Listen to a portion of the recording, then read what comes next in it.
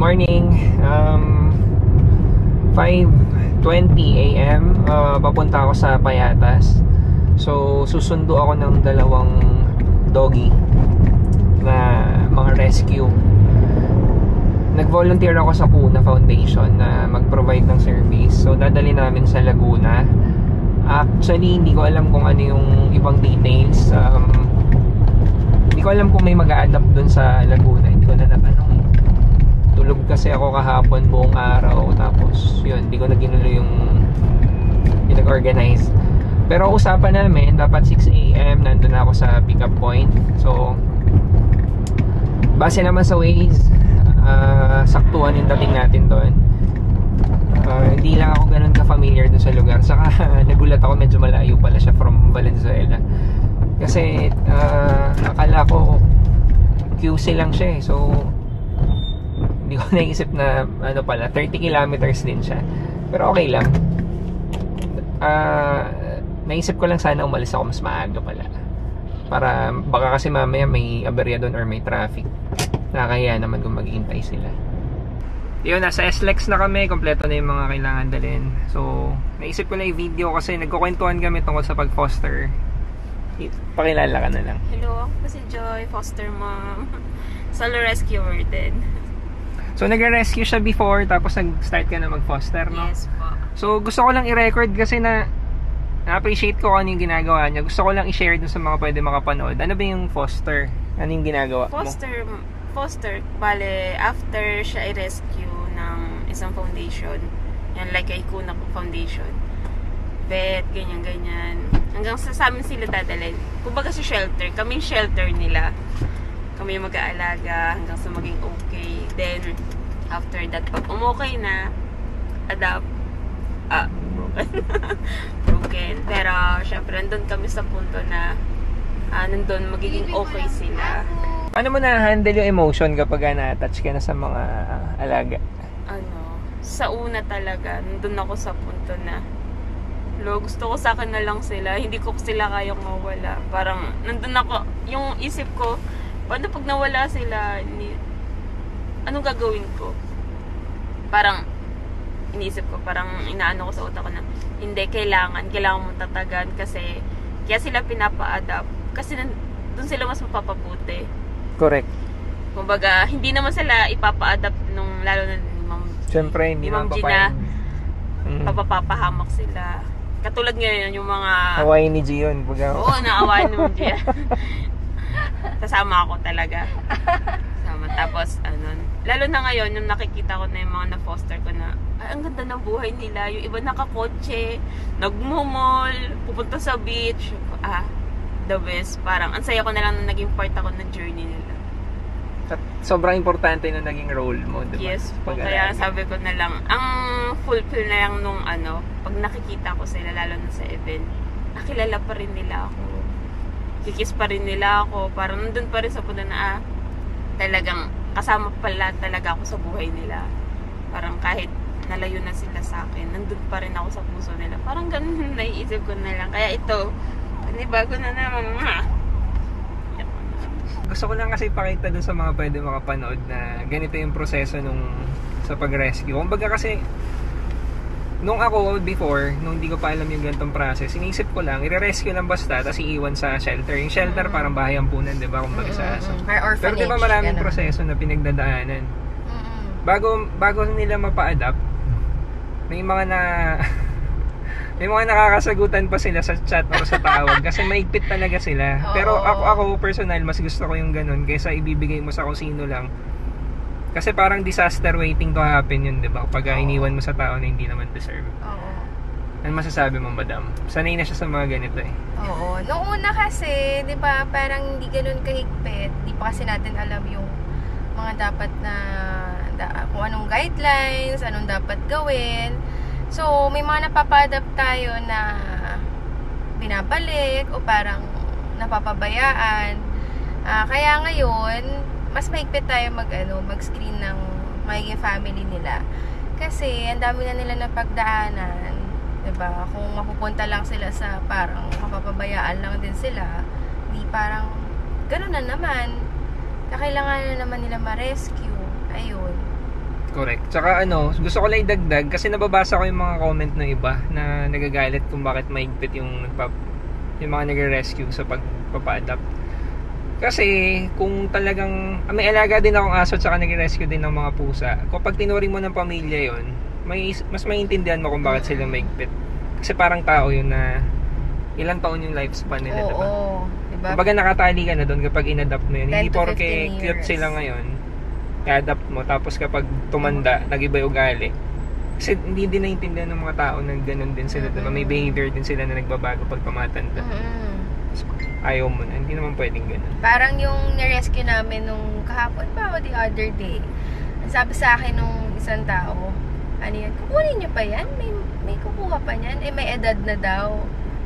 Yung Mas mahirap kapag mas doon. matanda ng aso. No? Oo.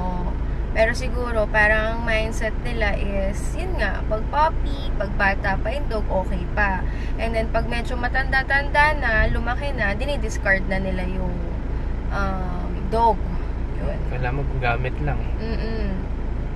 Yun, kaya sila maigpit. So, siguro, dagdag input na lang din kung mapapanood to ng mga ibang ganun yung thinking. Kasi, maigpit sila dahil may dahilan. Kasi madami yung first year namin, merong pagka-adapt sa amin, pinakawalan sa labas, niligaw. Meron, binabalik sa amin. Parang yun nag-create kasi siya ng separation anxiety sa aso pag paiba-iba yung lugar niya. Dagdag trauma, no? Imbis na... Oo, mentally nila. Hindi man physically, hindi natin nakikita, pero emotionally, mentally, trauma sa kanila. Meron naman, napapabayaan, hindi napapakain, sobrang payat na pala. Tapos, buti binabalik sa amin. O buti nakakontak pa namin. At least may magagawa namin ng paraan. Iba naman, tinatali lang, kinukulong lang.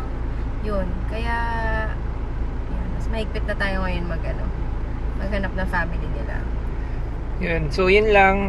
So, yung mga gusto mag-adapt, yun. Kaya ako ginawa lang din yung ganitong video. Gusto ko lang makita nyo yung proseso ng isang araw na adoption pa lang to. Paghahatid pa lang to. Talaga. Iba pa yung screening. Iba pa yung rescuing. Iba pa yung screening. Rehabilitation nila. Fostering na sino yung pinakamatagal? 1 year? Si Lily ata. Sipin nyo yun. Finoster niya na isang taon tapos ilalet go niya. Diba hindi madali yun?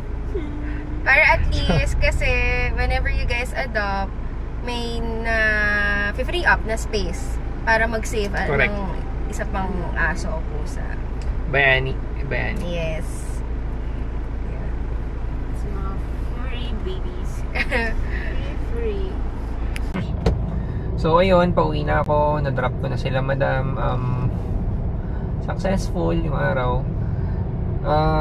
Sobrang grateful ako sa opportunity. Tapos gusto ko lang ikwento yung experience ko. May dalawang adopters. So yung isa sa Laguna, San Pedro, tapos yung isa sa Cavite.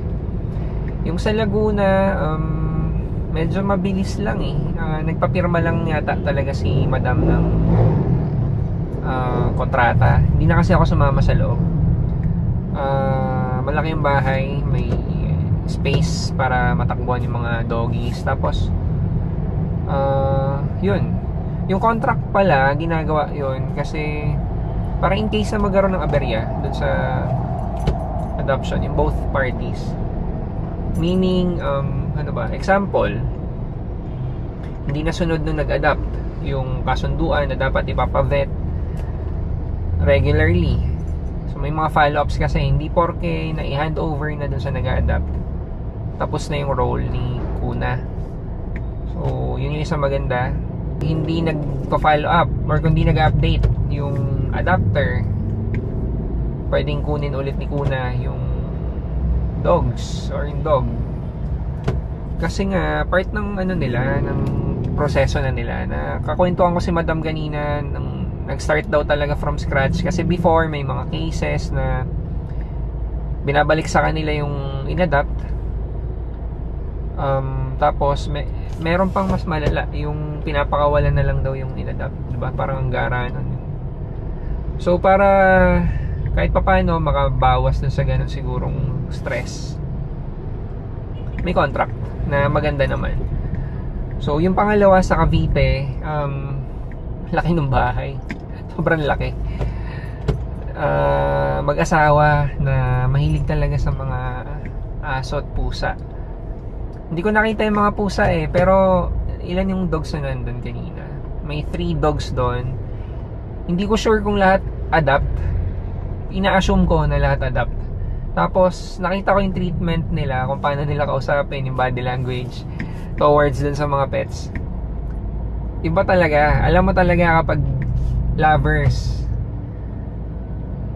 walang discrimination kahit anong breed. Kasi yung dala-dala namin, ganun din naman 2 dogs yung inadapt nila, nadala namin,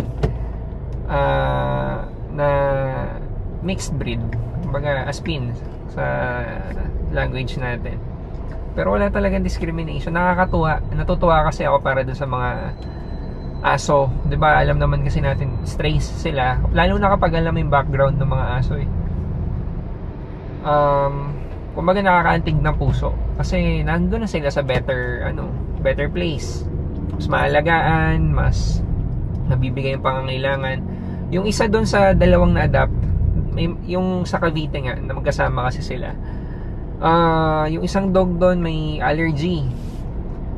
So, ang nag-trigger pagkain, alikabok, stress, kapag sobrang init yata. Pero yung stress, kasi kanina namula siya sobra. Siguro kasi naninibago, bagong lugar nga, ganyan. Tapos may dog trainer pa dun, professional dog trainer. So ang social talaga. Natsempo ako dun sa yata, sa isang adapter na grabe. Ang yaman, saka ang bait. Tapos gusto ko lang din ikwento yung sa foster. So nagpapaalam na siya dun sa mga dogs. Talaga, ramdam mo talaga yung vibe na malungkot. Kasi may attachment talaga, may care talaga. Hindi lang kasi yung foster yung makikita mong malungkot Yung aso, umiiyak nung di na niya nakikita yung foster. Hanggang sa paglabas namin, nadidinig ko umiiyak Although, naman yun, malalagpasan naman niya yun sa mga susunod na araw. Yun kasi yung question mark kong malaki. Paano yung pakiramdam nung foster kapag kailangan na i-let go. Kaya mas lalo akong sumaludo talaga sa kanila. Kasi before, nung natutunan ko nga na may ganun pala, na part ng process, may foster, yun na yung question mark sa akin na paano yun, attached ka na dun. So, wala ganun talaga Hindi naman pwedeng walang gagawa. Kaya parang mas lalo ko silang na-appreciate kasi ako hindi ko kayang gawin yun. Kapalagay ko, masyado mabigat for me na i-let go mo yung doggy na tinuring mo na family. Yun, sobrang saludo ako sa kanilang lahat. Kung gusto nyo mag-volunteer, madami sila kasing madaming pwedeng pag-volunteeran yung adoption drive, yun, madalas yan sa kanila. Hindi ko alam yung iba, message na lang kayo sa kanila. Ako, si Kuna kasi yung madalas kong nakaka-usap sa ganito, kaya maraming salamat sa binigay niyo opportunity. Na-enjoy ko. Sa mga hindi naman makakapagbigay ng service, pwede kayo mag-donate. Yung maliit na halaga, malaki yung tulong nun. 20 pesos, 50 pesos. Pa din, may iba pa rin bayarin, yung mga tests, ganyan, mga laboratory. So, malaki pa rin yun. Tsaka yung transportation, may expense din yun. Marami sila expenses. Wala namang sweldo yung ganitong ginagawa nila. So, baka nga minsan abonado pa sila, diba? So, yun. Pwede tayong tumulong through donating din. Yun lang, gusto ko lang i-share sa inyo. Sana may ma-inspire. Sana mas marami yung tumulong. Ang daming aso sa kalsada. At isa pa pala, kung hindi kayo papasa sa screening, huwag sasama yung loob nyo. I-go nyo lang yun. Kapag sumama yung loob nyo. Kasi isipin nyo na lang, hindi kayo pumasa sa screening. Baka may mga mas better talaga na tao na dapat mag-adapt dun sa mga specific dogs. Yung iba't ibang aso kasi may iba't ibang pangangailangan. Katulad ng isang aso na na-adapt kanina, may allergy siya. Buti dun siya napunta, 'di ba? I mean, mayayaman sila sigurado. Tapos mas capable sila naipagamot yung yung aso. Loko naman to, biglang pumreno yung kotse sa harap ko. So yun lang, dami kong para kasing nadagdagan yung energy ko, na-energize ako lalo. Dahil dito sa ganitong nagawa natin, or sa ganitong pagkakataon na binigay sa atin, parang nasarap ng pakiramdam kasi. So yun lang, parang masyado nang mahaba. Maraming salamat sa Kuna for giving me the opportunity na magbigay ng service. Sana sa ulitin. Maraming salamat.